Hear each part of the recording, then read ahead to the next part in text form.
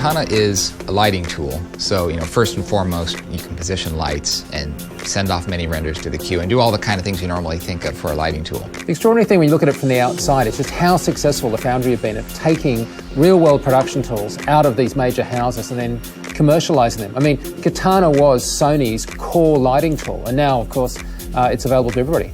What Sony did with Katana was they had a really good idea. Let's just have almost like a recipe which we can actually give directly into the renderer and let the renderer decide what it needs when it needs it. And we'll run generating the scene just inside the renderer. I think so far in the VFX industry, there hasn't really been a strong third-party solution that lets people kind of take on lighting and look development and to the capacity that Katana allows for it. Our existing pipeline was all proprietary in-house Maya to RenderMan system that was developed many years ago. It was largely text-based, which was extremely difficult on the artists, extremely slow and cumbersome. And when Katana came along, I really felt like it fit the bill. So we jumped on it and have been ramping up our capabilities with it. One of the things I'm really excited about with Katana is the asset API and the fact that it does have an extremely clean, simple way of swapping out asset management systems. A huge advantage, I think, for Katana is the transportability of a lighting setup. It's basically a copy and paste. We can set up a template, hand it off to lighters. Once they're working on a shot, if there's updates that need to be happening, we can get those out to them.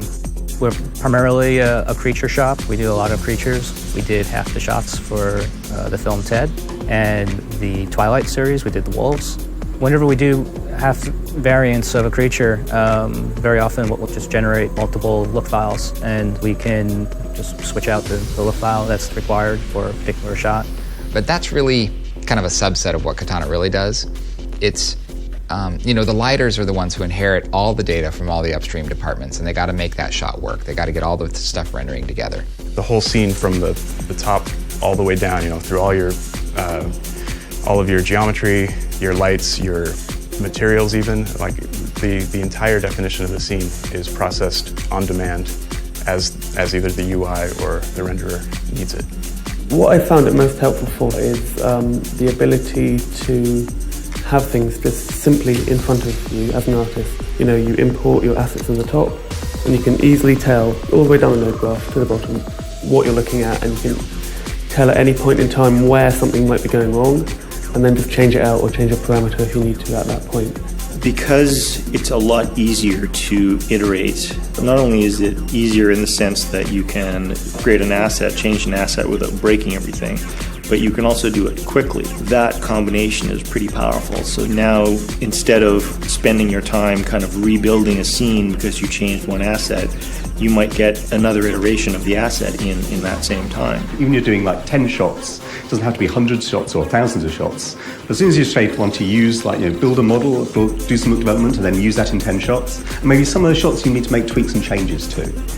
Katana just actually works. I think that Katana is a chance for us as kind of a small, medium-sized company to adopt some fairly sophisticated pipeline practices and workflows that previously you would have had to have a very large development team to get the stuff off the ground and actually functioning. Leica being a smaller studio with really, I think very skilled people, a lot of our artists and TDs have kind of worked on large-scale feature films and are definitely used to those kind of big tool sets. And not having like a giant R&D team that can build those tool sets, you kind of get used to giving up features and workflows that you're used to having.